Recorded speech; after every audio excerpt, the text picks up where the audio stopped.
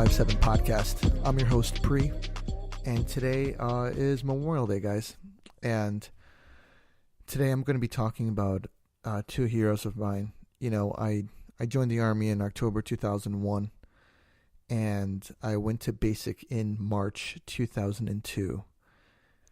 And I saw Blackhawk Down before I went to the movies, and the movie really inspired me, you know, and there was two guys in the movie. There was Gary Gordon and Randy Shughart, and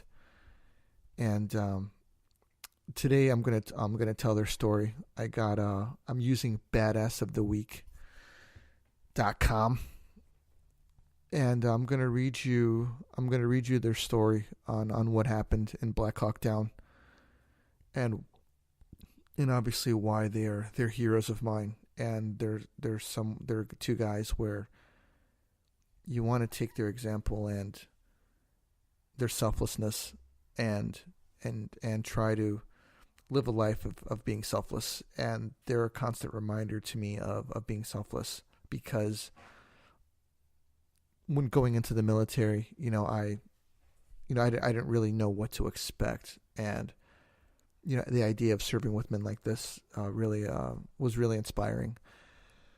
So here it is. The situation was grim on the afternoon of October 3rd, 1993. Things had been fucked from the beginning. What was supposed to have been a routine 30-minute raid to bust in and snatch the brutal Somali warlord Mohammed Farah Aidid from the confines of his Mogadishu hideout quickly developed into a clusterfuck of epic proportions. One Blackhawk helicopter had already been shot down, hit by a salvo of RPG fire, stranding teams of U.S. Army Rangers and Delta Force operatives on the ground deep inside enemy territory. Surrounded by people actively trying to kill them, the entire city had completely exploded into a full-blown war zone in the span of a little less than an hour, as men from Aidid's militia rushed out from buildings across the city, armed to the teeth with assault rifles, pistols, rocket-propelled grenades, and whatever other nasty weaponry they could get their hands on. And now, just because things weren't fucked up enough already, a second Blackhawk, one that had been sent in to provide assistance with this rapidly degenerating situation, had also taken an RPG to the tail rotor and was now spewing black smoke as it crash-landed in a residential neighborhood dozens of blocks from the battle. As Warrant Officer Michael Durant's Blackhawk, codenamed Super 6-4, smashed down in a cloud of dust and smoke, Master Sergeant Gary Gordon and Sergeant First Class Randy Shughart watched helplessly from the deck of their Blackhawk as it maneuvered over to the crash site. These elite Delta Force snipers had initially been assigned to provide precision air-to-ground fire support to the operation, but now with Super 6-4 sitting helplessly in the middle of enemy territory like a $6 million sitting duck, its crew all either dead or critically wounded, the Herculean task had suddenly fallen on them, and them alone, to provide covering fire and keep any surviving crew members alive. But the cavalry wasn't coming anytime soon. Gordon and Shughart knew that as they looked out across the burning cityscape of Mogadishu. They knew that fewer than 100 Rangers and Delta operatives were currently pinned down on the other side of the city, fighting for their lives, surrounded by thousands of well-armed Somali militia troops with explosives and heavy machine guns. The U.S. convoy that had been sent to rescue the stranded soldiers had been hammered by RPG fire from city windows, and they weren't making any progress through the maze of city streets that had been expertly blockaded by Aidid's men.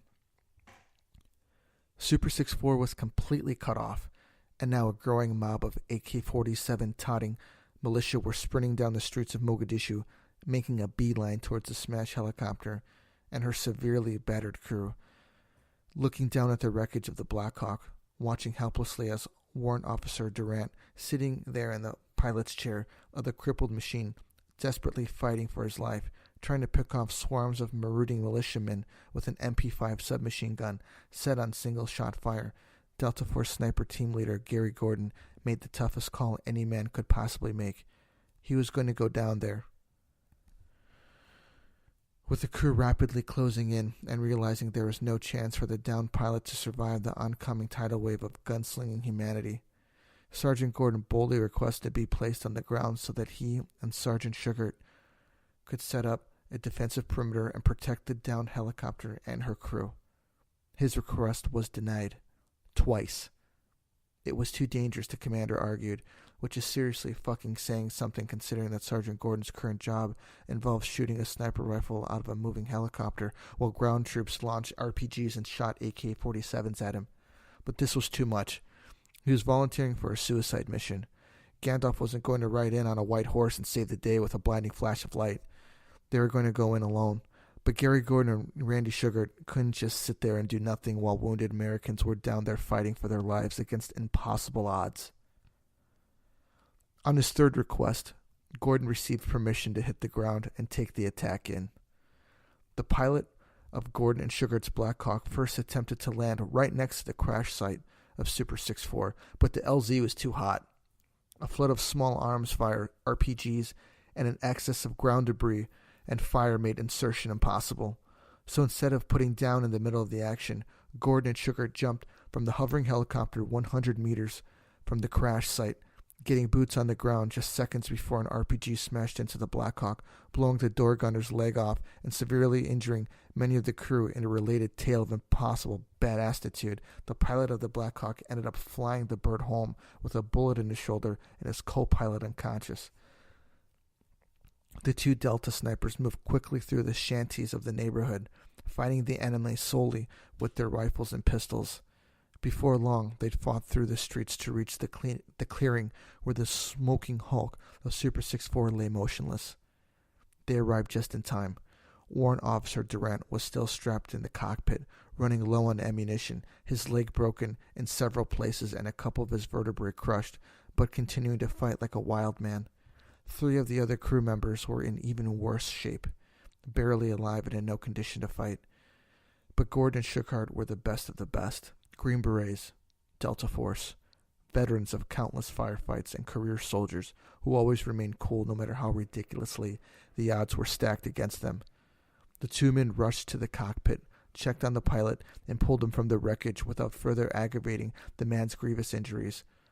They then moved him and the 3 wounded crew members back away from the wreckage, gave some ammunition to Durant, and proceeded to set up the best perimeter they could muster, considering they were just 2 guys preparing to stand off against pretty much the entire fucking city of Mogadishu with nothing more than a pair of assault rifles and pistols. The mob arrived. Gordon and Shughart knew they were just going to have to go horde mode against an armed militia and hoped there might be any possible chance that they could hold off the attack long enough for rescue to show up, but that wasn't likely. And they knew it. These guys were the cavalry, the only thing standing between an angry throng of pissed-off Somalis and 4 critically wounded Americans. Militia troops swarmed in from every side, scrambling over the rubble, AK-47s spewing lead. Some of them just ran screaming out into the middle of the road without any cover, desperately trying to reach the Americans to achieve glory in combat or die for the cause in the process. Gordon and Shughart helped them out with the latter. Ducking behind cover, popping and firing, the Delta snipers laid down a wall of death for anyone who came close, blasting away with burst fire with their rifles and switching over to double-tap pistol fire when necessary, trying their damnedest to separate the armed militia targets from the innocent civilians on the street. Carrying only those 2 firearms, this pair of death-dealing Delta operatives fought tenaciously, refusing to give up ground, defending at all cost, and surgically mowing down their foes while assault rifle rounds pinged off nearby debris and enemy troops chucked hand grenades at their positions. There's some debate over who was killed in action first. The official military documents say it was Shughart. Durant is pretty sure it was Gordon. I would argue that it doesn't really matter. These 2 men, Gordon and Randy Shughart, are going to be inextricably linked together forever in the annals of American military history, and I'm completely confident that either of these men would have reacted the same way under fire. Whatever the case may be, one of the snipers was finally shot with a mortal wound. Durant recalls the operative's last words as simply, "Damn, I'm hit," said plainly in a matter-of-fact way that sounded almost irritated.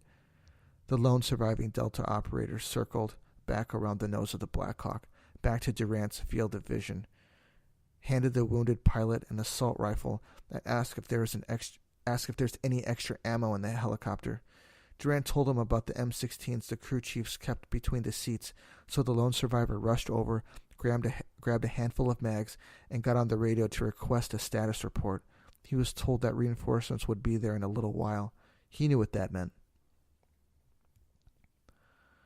The Delta operative showed no emotion as he walked back over to Durant, stopping only to say one thing, "Good luck," before circling around the front of the helicopter and taking the entire city on by himself. When this fearless soldier ran out of rifle ammunition, he took on the mob with only his pistol.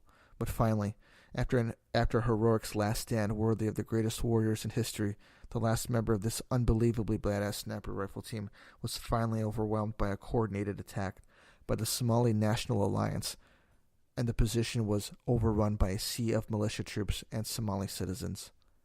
But Gary Gordon and Randy Shughart's sacrifice would not have been in vain. Thanks to their ferocious defense of the crash site, giving up their lives to aid their fellow soldiers, Michael Durant was spared by the mob, imprisoned briefly, and survived to return home to his wife and kids. If these two men had done nothing, Durant would certainly have been killed while still strapped into his pilot's chair. The Somalis would report that at least 25 men dead at the crash site, the Super 6-4, with dozens more wounded and injured.